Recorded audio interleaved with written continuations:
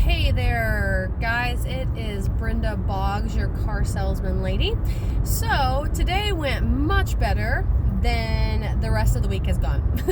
Went to work. I don't know if you know this because I haven't told you this. You might already know this because you've already been selling cars for a little bit. But on Saturdays, balloons sell cars. Yeah, that's what they say. Now, I don't know if it's actually true or not, but that's what they say. So we had to, every Saturday we have to go out to the delivery bay and blow up about 50 balloons, put them on every other car, and all the cars are just looking so pretty. And then we got that done, went out on the lot, met this guy, and he was like, I said, hey, what are you guys here to see? And he was like, oh, wow. Actually, I didn't say that. I said, hey, are you guys here to see somebody? And they were like, no. They're like, he's like, I'm just looking for somebody to sell this guy right here a car. And I was like, I mean, usually it's not that easy. People are like, oh no, I'm not here to buy. You know, like they just lie to you all day long. Whether they're there to buy or not there to buy, everybody says they're just looking. I'm not here to buy. So I was like, I'm the right person for you. And so we just went straight into working the car deal.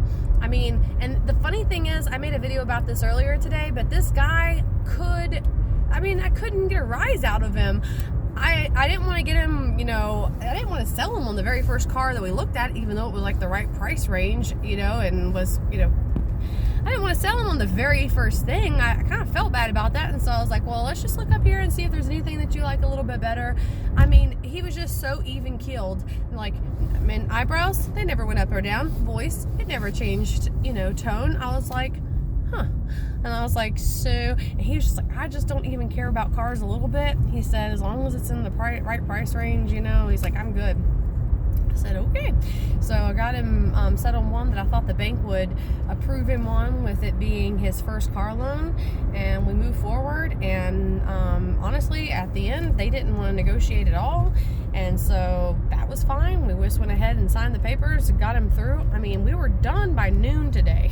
No, that's not true. I put the car in detail at noon, so probably about 12:30 today I was done with my first car deal, and I was like, yes, on to car deal number 2. And we were busy. I mean, I was just really excited to be able to see the business, because I mean, it's been so dead this week. I've just been like, shoot me, we need business. So then my coworker had an appointment that came in. I'm not sure if the first appointment lasted too long or the second one came in early. I don't know what happened. All I know is that they needed my help, so I worked the car deal from the beginning to the end. And that customer, there was a little bit of money to be made on that one, and I held the gross, and we made all of the money. And so we had to split it halfway because it wasn't my appointment, it was my coworkers. Split the deal, and so still wound up making a pretty little penny that I'm not just too disappointed about. So then I left that deal, and I was like really aiming for a third car deal today, because I gotta make up for this week.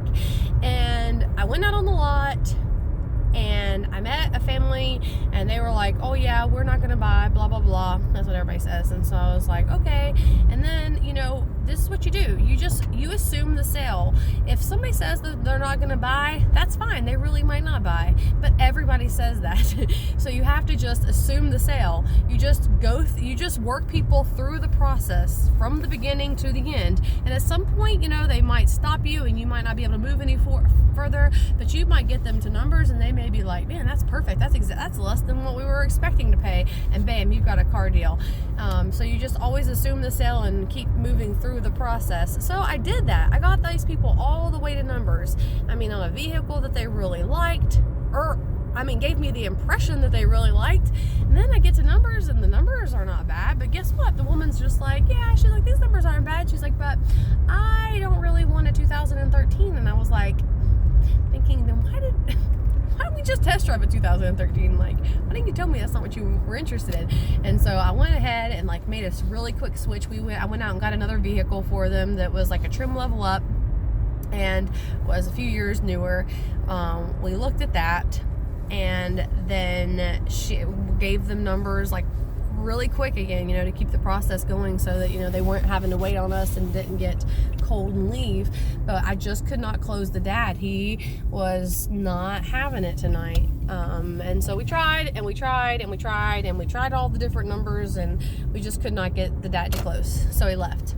So I do think that might turn into something on Monday, maybe Tuesday. I will send them more pictures, and we'll just do whatever we can to get those to make the sale. I'll follow up with them. That's why follow up is so important. These customers might not buy for 2 more weeks or 2 more months, but I'm going to keep that line of communication open with them until they do buy, either from me or someone else.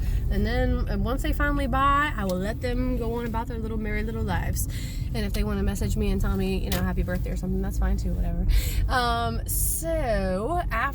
But I do have something interesting about the 2 people that did buy. My first guy was a father and a son coming in for the son's first car loan. Son was 24 years old. My second customers was a mom and a daughter coming in for the daughter's first car loan, and the daughter was 24 years old. Both of the kids lived at home. Like, the scenario was so similar that I was just like, that is so weird. Because, patterns and stuff, between customers. Okay, for example, here's another one. But right before I left to go away for my surgery, a guy came in with a hybrid Honda Accord. And he traded it for a hybrid RAV4. He lives here in Hickory, but bought a farm in South Carolina and is building a house on it, okay? But temporary living here. About a week and a half after that, a customer comes in looking for a white hybrid RAV4. And then I sold them the same hybrid that other guy had traded in. So they came in for the RAV4. I sold them the hybrid Honda Accord.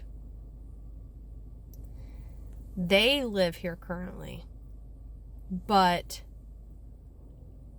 bought a farm in South Carolina and are having a house built on that farm, so they're currently staying here. Isn't that weird? So that is the kind of stuff that I'm like, okay. I felt like I was having, on my first car deal today, got it all done. My second car deal, I felt like I was in deja vu. Didn't I just do this exact same thing? Weird. Because I really feel like every car deal is different. Those car deals, father-son, mother-daughter, same scenario. Both of the parents wound up co-signing. Weird. So anyhow, finally broke my streak of not selling for a few days. So happy to be back in the game. What are your questions? And stay tuned. Bye.